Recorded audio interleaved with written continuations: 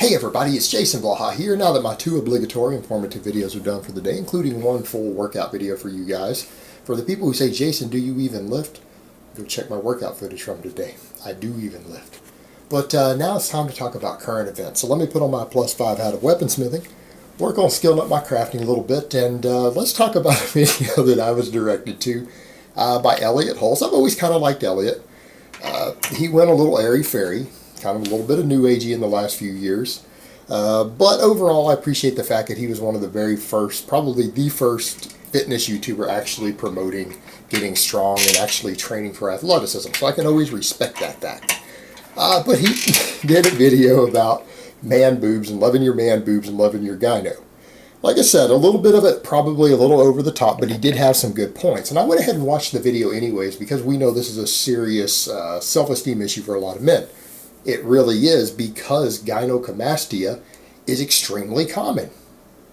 It is extremely common, and every time everyone sees it, and that's one of the things I always point out to people. People always go, oh yeah, that guy's got gyno, it's clearly he used gear. Well, maybe he did, maybe he didn't. Now in many cases they clearly did, but that's not an automatic sign of gear use. You guys know why? Because the vast overwhelming majority of people who have actual gynecomastia, man boobs, bitch tits, whatever you want to call it, have never actually done an anabolic in their life. What do I mean by the vast majority? I'm talking there's like 10 cases of people who got it naturally for every person who got it from drugs. It's like 10 to 1. It's an overwhelming statistic. In fact, I've seen numbers that in certain regions it's as high as 25% of men have developed gyno during their adolescence. Up to 25%. And it's usually caused by certain hormone imbalances. Could be environmental toxins, xenoestrogens combined with obesity. But anyone who was obese or got obese shortly into their puberty, there's a really high chance that they're going to develop some gyno from it. And it may not completely go away. So it is a big deal. Also, anyone who's gotten really morbidly obese, there's a pretty good chance you're going to develop some gyno. Why? Because, again, the same thing. As body fat goes up, aromatization goes up, and it doesn't have to get super high before this becomes an issue for people who are particularly sensitive. Meaning, if you have gained over 50 pounds of extra body fat, if you are really sensitive to gynecomastia or have a high conversion rate of estrogen compared to normal just due to aromatase, you're probably going to get gyno. You're probably going to get it. Now, that being said, I love that Elliot had some good advice there. He did have good advice for the guy who wrote this and said, look, you said you used to be doing fasted cardio or getting up and walking fasted every morning, and you noticed you were getting leaner and some of it disappeared. You should have kept doing that, because the guy said, who was asking him for advice, he got depressed because he would notice it still there, and he would get so depressed and so distraught over seeing it that he would quit dieting. And he would quit dieting and regain fat. And you know what? That's kind of an interesting point, because there is a cycle of self-hatred there, isn't it? There's a cycle of self-hatred. Now, the guy also said he was trying to save up to get a surgery because he realizes that's his only way to get rid of it. So he's saving up to get the surgery, and Elliot's take on that was that maybe you need the surgery, maybe you don't. But part of this comes down to self-acceptance. Now, he went on a little bit extreme and told him, you should go ahead and love your guy. I know it's part of who you are. Reach up and kiss your own man titties and tell him you love him. I think that's a little extreme. I'm not going to tell anybody to do that. But he raised a valid point, and we're going to go somewhere with this because this is important for reaching goals. And that was that people want to try to separate their problems and their imperfections from themselves. Meaning, your body is part of who you are. Your body is definitely part of who you are. Every part of your body is who you are. And that you do need to own that. Meaning, if you've got gyno, that's not your gyno. That gyno is part of who you are in this present moment. It is part of you. And if you hate part of yourself, there might be some self-loathing that you need to work on. Same thing, if you've got crooked teeth, those aren't your crooked teeth. Those crooked teeth are part of you. It's part of who you are in the right now. And that's not saying you can't want to change things or better yourself in certain ways. There's nothing wrong with bettering ourselves. But the different things, the imperfections that we have, that we recognize in ourselves, whether it's our crooked teeth, our gyno, our body fat, our deformed toe, whatever it is that we happen to have, that is part of us. Now, it might not always be part of us, but it is part of us in the right now.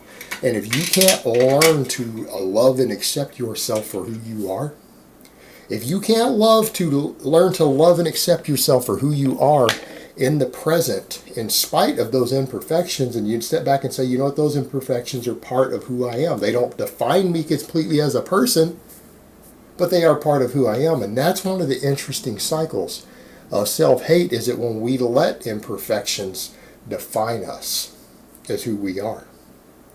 We let a physical imperfection or a disability or something else define us as a person, and then we hate that aspect of us. That causes oftentimes a cycle of self-harm. And there's a perfect example of the guy with the gyno. He realizes he needs to lose weight. He realizes he wants to lose weight. He realizes he wants his gyno to go away. But because he hates that part of himself and he lets it define him as a person, he sabotages his own diet because of it. Now that's an important part of this, because if you can't look at a part of yourself that is imperfect and a flaw and still love it because it's part of who you are, you might find it more difficult to correct it. Because if you start to obsess over it, such as gyno, and guys do that. I've seen it happen. It does happen. Guys get so upset about it, so insecure about it, that they hate that part of themselves. And the problem is that with it being part of themselves, they end up hating themselves. And what do we see happen? Exactly what we saw with this guy. He's working actively towards doing it, because losing body fat will reduce some of your gyno. Again, getting up and training fasted could actually reduce certain hormones in the body. It could shift your testosterone to estrogen ratio. You know what? That behavior can help shrink the gyno a little bit. It's not going to cure it completely, but it can sure reduce the size. Particularly when you're losing body fat. So if you're doing cardio, or like he was doing, some fasted cardio in the morning, and losing body fat from it, and it seemed to be working, but then he could see the gyno, and that the more he exercised his chest, the more it pushed it out. He would get depressed because he let it define him, and he let that hatred of it start to define him and create self-hatred. And that's a perfect example of when something that you dislike about yourself is creating a self-hatred that sabotages you, because he let it upset him so much that he quit actively working towards improving himself. Because that's what it comes down to. If you don't love yourself, you're not going to follow through with things that will improve yourself. Because improving yourself is an act of self-love. And I think that's a fair statement. That is a profound statement. And I do agree with Elliot on that. That's a profound concept. Self-improvement is an act of self-love. Anytime you seek to better yourself, it shouldn't be because you hate who you are. It's because you want to achieve your own potential, because you do love yourself. You know that you're deserving of being the best person that you can be. Right? You're deserving of being the best person that you can be, and you work actively towards becoming your best self. And there's nothing wrong with that. That's a positive thing. That's a very good thing. But when that self-improvement is driven by self-hatred, people tend to do one of two things oftentimes. They do very extreme things that cause self-harm. We see that with the massive anabolic abuse in this community, don't we? With the massive abuse. I don't mean the moderate use. I'm talking the massive abuse. Self-harm because of that self-hatred of who they are. Using DNP and stacking stuff like DNP together with T3 and running an extreme diet. That's self-harm, because you hate your body fat so much that you're willing to harm yourself to get rid of it.